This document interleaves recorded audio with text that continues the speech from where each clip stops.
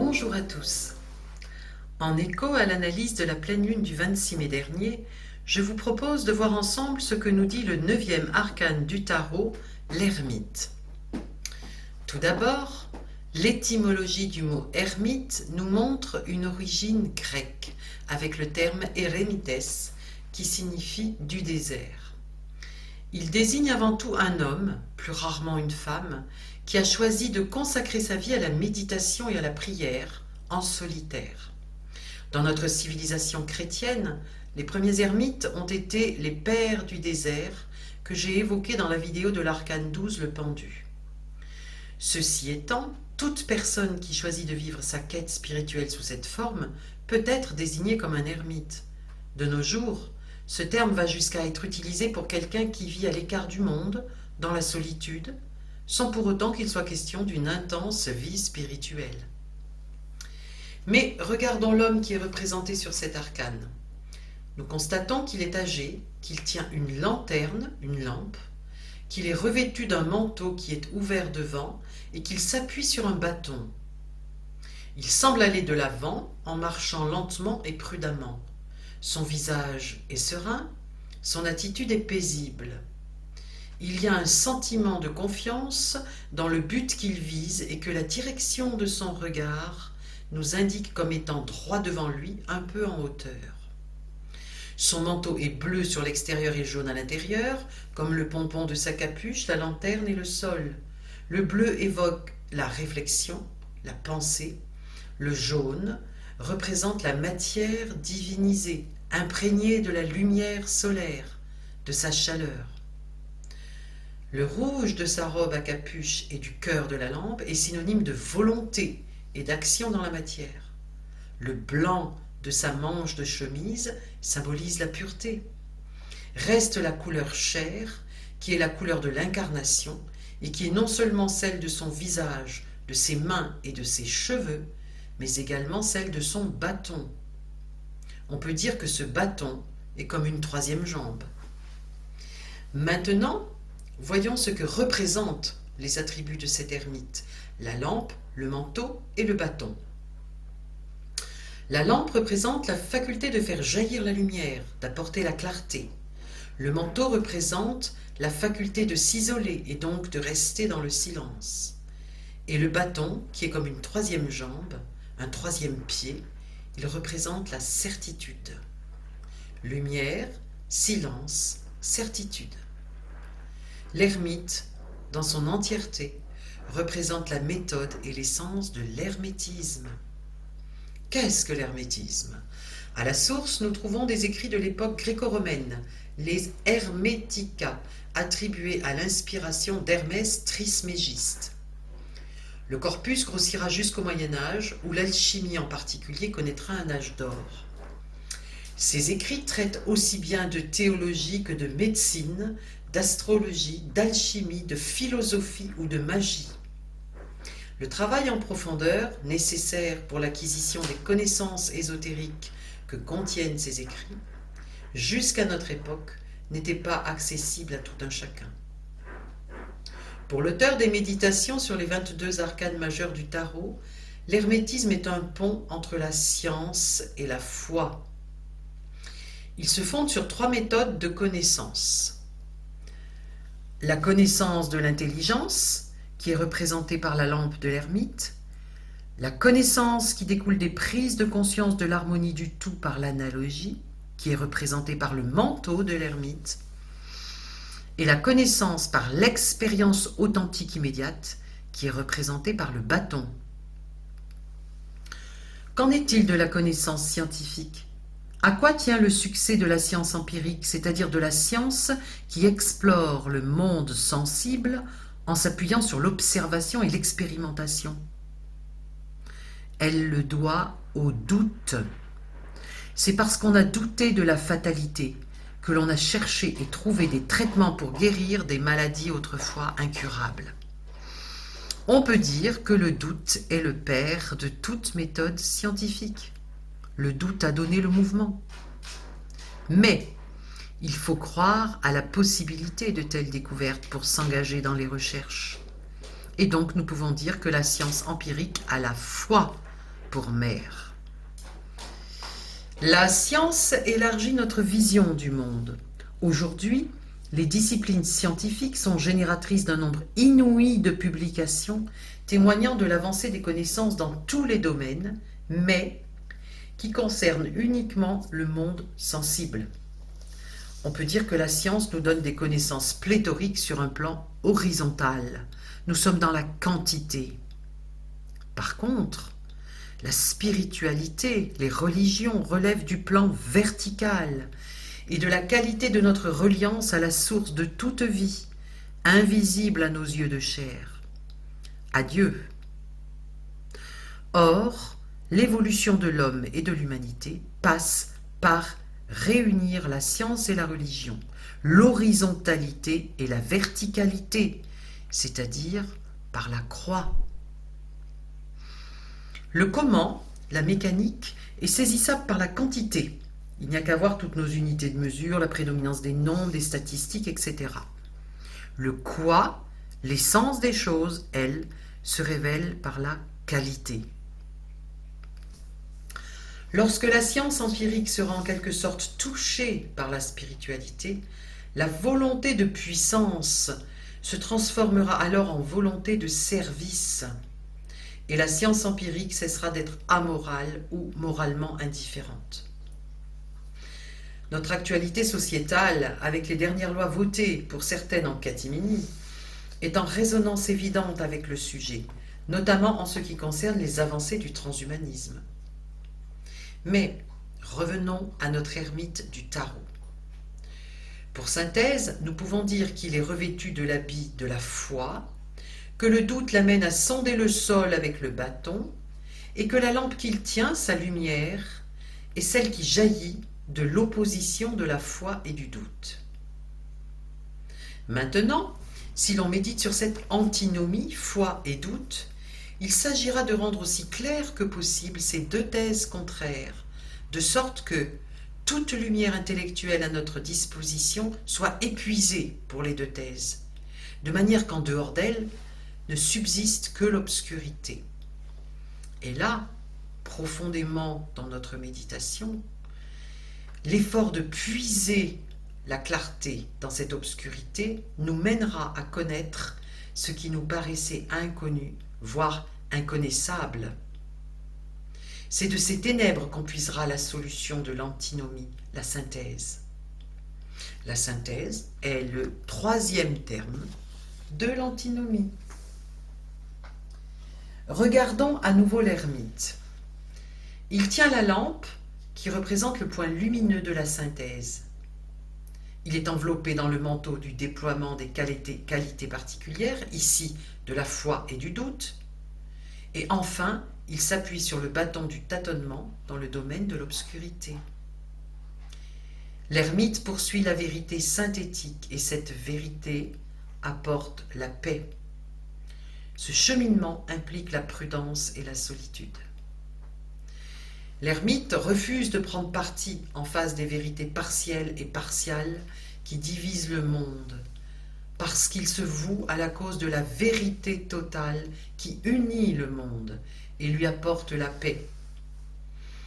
L'ermite, itinérant avec son manteau, sa lampe et son bâton, est un colporteur de la paix. Cependant, il faut distinguer entre paix et paix.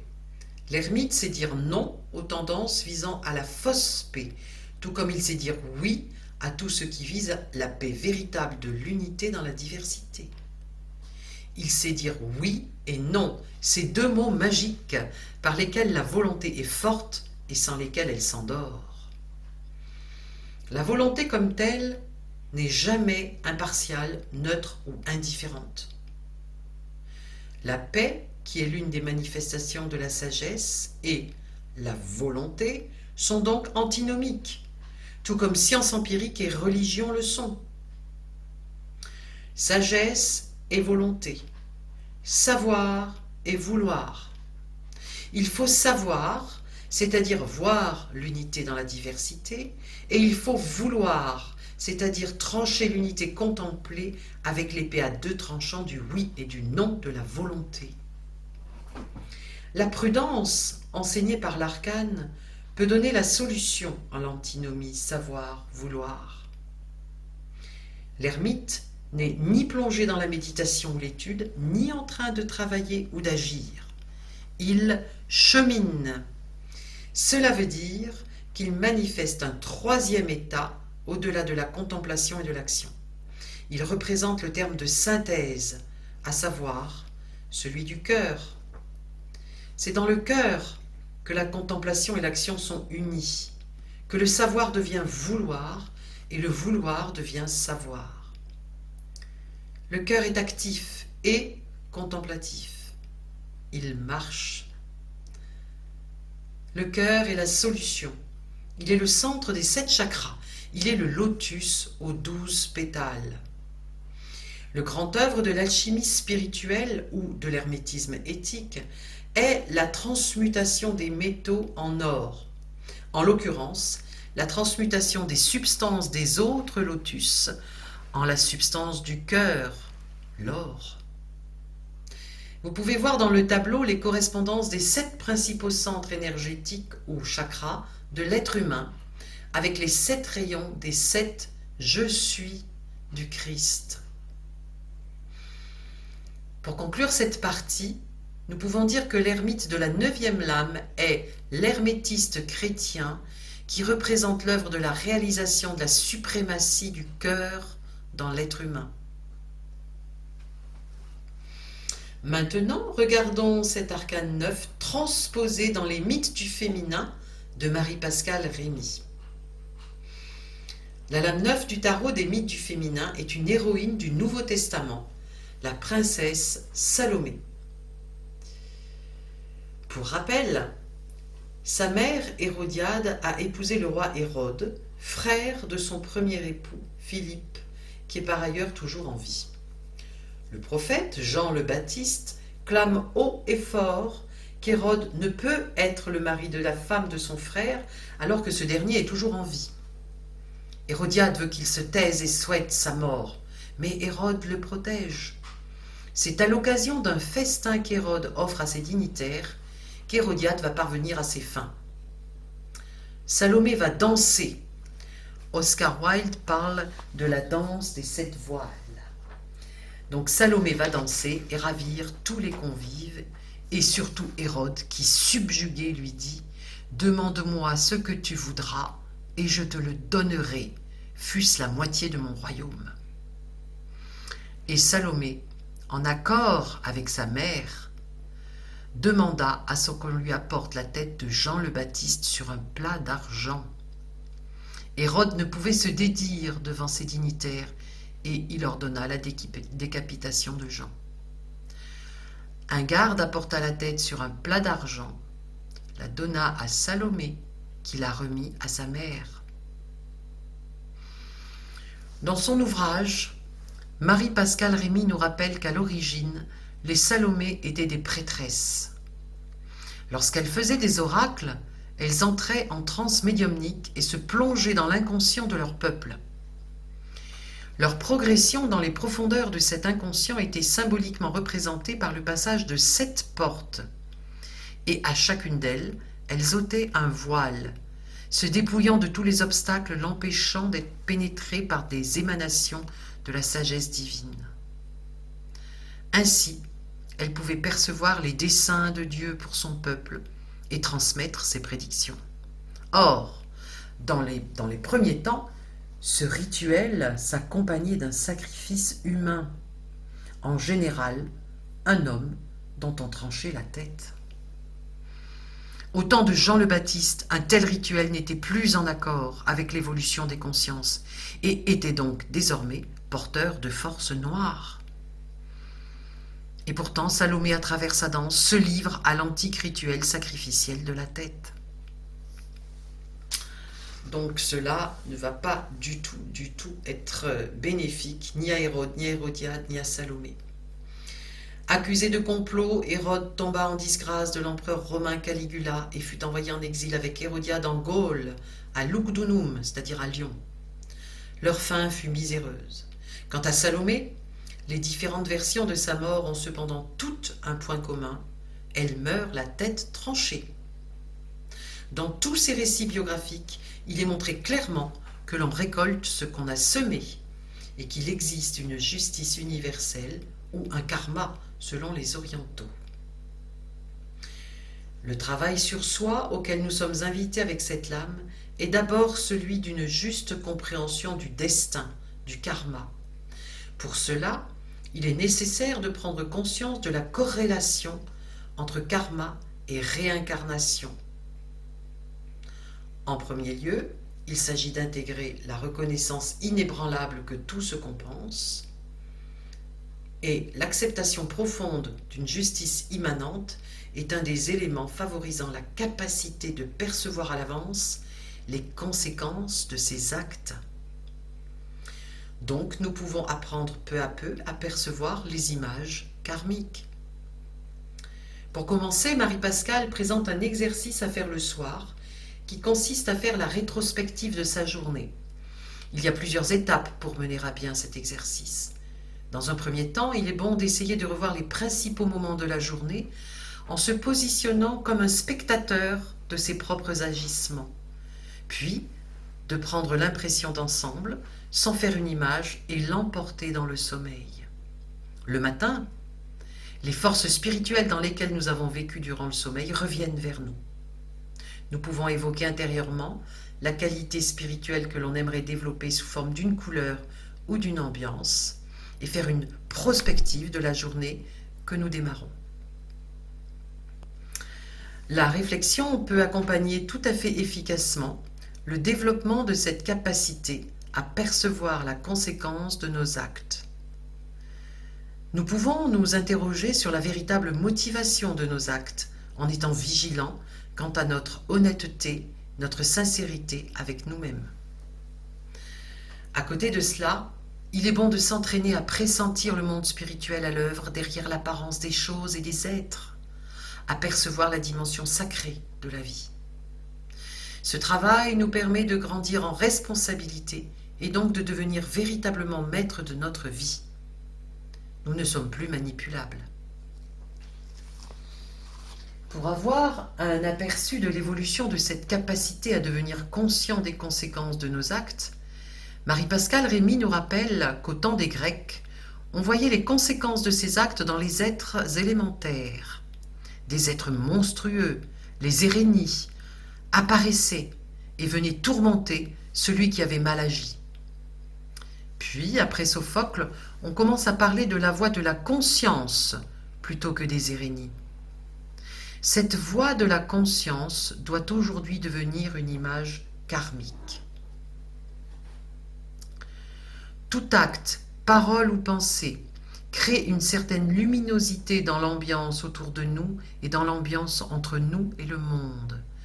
Cette luminosité se manifeste par certaines couleurs et certaines formes.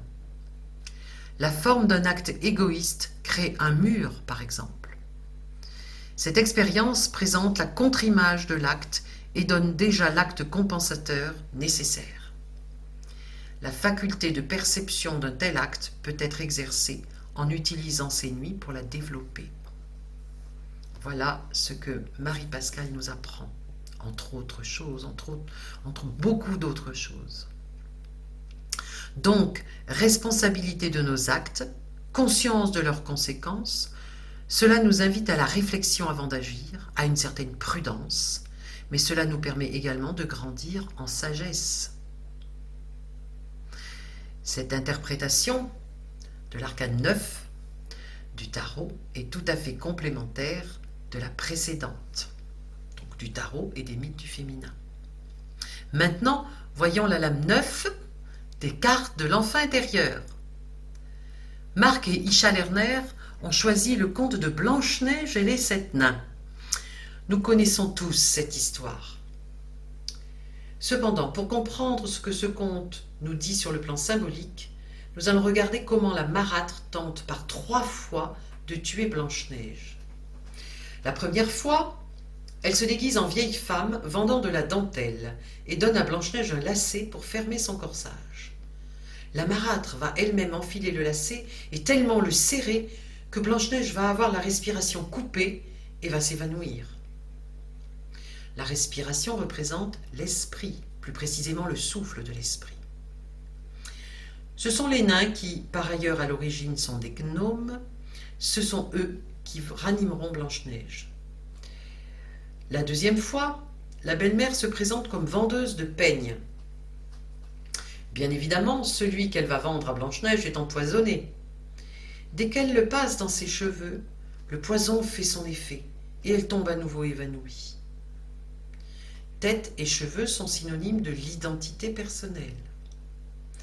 Là encore, les gnomes réussiront à ranimer Blanche-Neige. La troisième fois, la marâtre se transforme en vieille femme vendant des pommes qu'elle a bien sûr préalablement empoisonnées. Blanche-Neige mord dans une pomme et tombe comme morte. Elle est dans un coma profond. Cette fois-ci, les gnomes ne parviendront pas à la ranimer. Ces trois expériences nous montrent un grand manque de discernement de la part de Blanche-Neige. Pour la fin de l'histoire, je vous fais lecture du résumé de Marc et Isha Lerner. Comme Blanche-Neige ne peut rester à tout jamais dans la petite maison, qui représente les ténèbres, les gnomes la placent dans un cercueil de verre au travers duquel la lumière qui jaillit de la forêt peut illuminer son corps, son cœur et son âme. Elle doit entrer dans la lumière. Son service intérieur, tenir la maison des gnomes, les nourrir, se montrer humble, est achevé. Arrive le prince. Il la soulève, la place sur son cheval et, tandis qu'il chemine ainsi, une secousse déloge le morceau de pomme empoisonné de la gorge de Blanche-Neige. Nettoyage symbolique du chakra de la gorge. Blanche-Neige retrouve sa sagesse foncière. Unie à son animus, le prince, elle devient reine couronnée, 7e chakra, dans la complétude et la lumière. Cela nous dit que, à un moment de notre vie, arrive la nécessité de nous tourner vers l'esprit afin de ne plus agir seulement au niveau physique, émotionnel et mental. Vient un temps où il s'agit de sonder notre âme, qui est le lien entre notre corps et notre esprit. Et ceci afin de faire descendre la lumière de l'esprit jusque dans nos actes. C'est alors que nous pouvons peu à peu rayonner un peu de la lumière d'en haut et par là inspirer aux autres le désir de faire de même. Nous pouvons aussi retenir de ce conte que le discernement est une qualité essentielle à développer sur le chemin de l'illumination.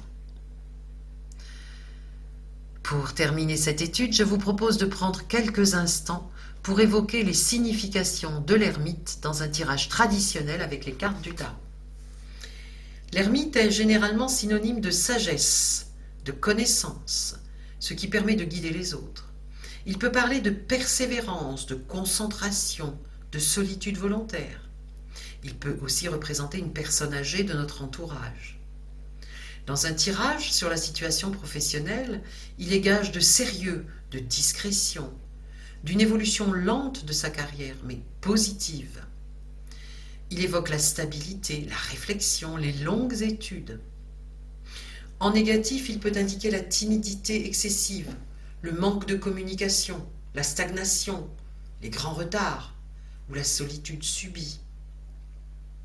Dans un tirage concernant la situation affective, il peut signifier une relation sérieuse et durable, mais également un manque de désir ou de sentiment, une certaine négligence de son apparence extérieure.